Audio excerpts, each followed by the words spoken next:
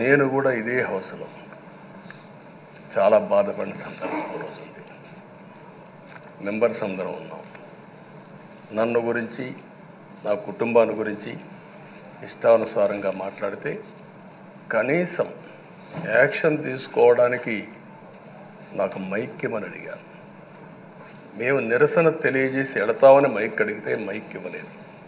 ఇవ్వకుండా మీరు చూస్తే మామూలు సంఘటన కాదు.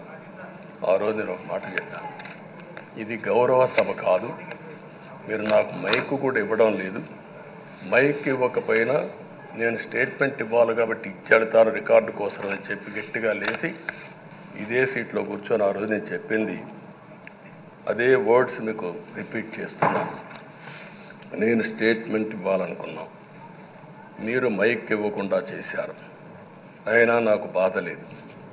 మళ్ళీ చెప్తున్నా, ముఖ్యమంత్రిగానే ఈ హౌస్కు వస్తాను తప్ప అదర్వైజ్ నాకు రాజకీయాలు అవసరం లేదు.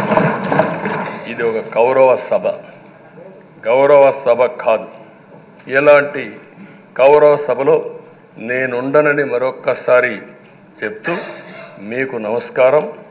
ప్రజలకు విజ్ఞప్తి చేస్తున్నా, నా అవమానం మీరు అందరూ అర్థం చేసుకొని నిండు మనసుతో ఆశీర్వదించాలని కోరుతూ ఈ సభ నుంచి వాకౌట్ చేస్తున్నానని చెప్పి వాకౌట్ చేసి బయట ప్రెస్ కాన్ఫరెన్స్ పెట్టాను. ఎందుకు ఈ విషయం చెప్తున్నానంటే, నా జీవితంలో ఇది 9వసారి నేను ఎమ్మెల్యే. ఈ రాష్ట్రంలో తెలుగు జాతిలో నాకు వచ్చిన అవకాశాలు ఏ నాయకుడికి రాలేదు. 14 సంవత్సరాలు ముఖ్యమంత్రిగా పనిచేశాను. ఇప్పుడు మళ్ళీ ముఖ్యమంత్రి అయ్యాను. 15 సంవత్సరాల పొజిషన్ పార్టీ లీడర్గా పనిచేశాను. కానీ తిరుపతిలో నా పైన దాడి జరిగింది. 24 క్లేమోర్ మైన్స్ నా మీద బ్లాస్ట్ చేశారు. ఆ రోజు కూడా నా కళ్ళలో నీళ్ళు రాలేదు. మొట్టమొదటిసారిగా ఎలాంటి సంబంధం లేని నా సతీమణి పైన ఆరోపణలు చేశారు. ఆ ఒక్కరిపైన కాదు, ఈ రాష్ట్రంలో ఆడపడుచులందరిపైన, గౌరవంగా బ్రతికే ఆడబిడ్డలందరినీ అవమానం చేయడం, సోషల్ మీడియాలో పెట్టడం, క్యారెక్టర్ అసాసినేషన్ చేయడం, ఇలాంటి చాలా సంఘటనలు జరిగాయి. దానికి పరాకాష్ఠగా ఆ రోజు శాసనసభ్యులు కానీ, కొంతమంది అయితే భవానీ శాసన సభలో సభ్యురాలుగా ఉండి ఎన్నో పోస్టింగ్స్ పెట్టే పరిస్థితికి వచ్చారు. అలాంటి సంఘటనలు చూసిన తర్వాత ఫస్ట్ టైం నా జీవితంలో ఆడబిడ్డల కోసరం ఇలాంటి హననాన్ని చేశారని బాధపడుతూ కంటతడి పెట్టాను. ఆ రోజే అనుకున్నా, ఇలాంటి పార్టీ ఈ రాష్ట్రానికి అరిష్టం, ఇలాంటి వ్యక్తిత్వం ఉండకూడదు.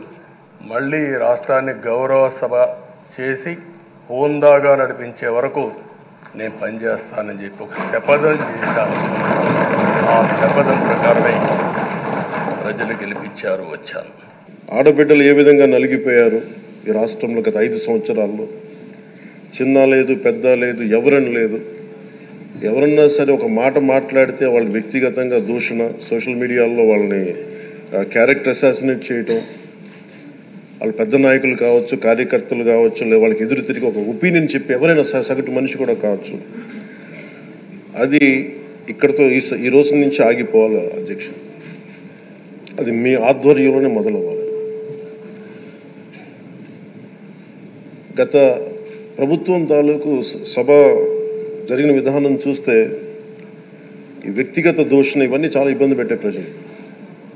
ఈ రోజున వాళ్ళకి 11 సీట్లకు పరిమితం అయ్యారు, ఈరోజు లేరు, ధైర్యం లేదు వాళ్ళకి. విజయాన్ని తీసుకోగలిగారు కానీ ఓటమి కూడా ధైర్యంగా కూర్చుకునే వాళ్ళకి స్థాయి లేదు, వాళ్ళకి పారిపోయారు ఇక్కడి నుంచి. భావంలో ఉండే తీవ్రత భాషలో ఉండాల్సిన అవసరం లేదు. భాష మనుషుల్ని కలపడానికి కానీ విడగొట్టడానికి కాదు, భాష విద్వేషం రేపడానికి కాదు, పరిష్కరించడానికి. ఎంత జటిలమైన సమస్య అయినా, భయంకర సమస్య అయినా చర్చల ద్వారా పరిష్కరించుకోవడానికి కానీ వివాదం సృష్టించడానికి కాదు. ఈ సభ ఉన్నది అందుకు. కానీ మనం చూసింది వాళ్ళ దగ్గర నుంచి బూతులతోటి, వ్యక్తిగత దోషులతోటి రాష్ట్ర పురోభివృద్ధిని ఆపేశారు.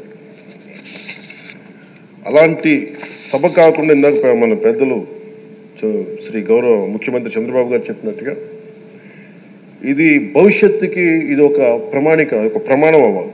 నిన్ననే మరి సింహంలాగా చెప్పుకునే వాళ్ళు సభకు వచ్చి వారి పేరు కూడా మర్చిపోయేలాగా పెప్ప అన్నారు.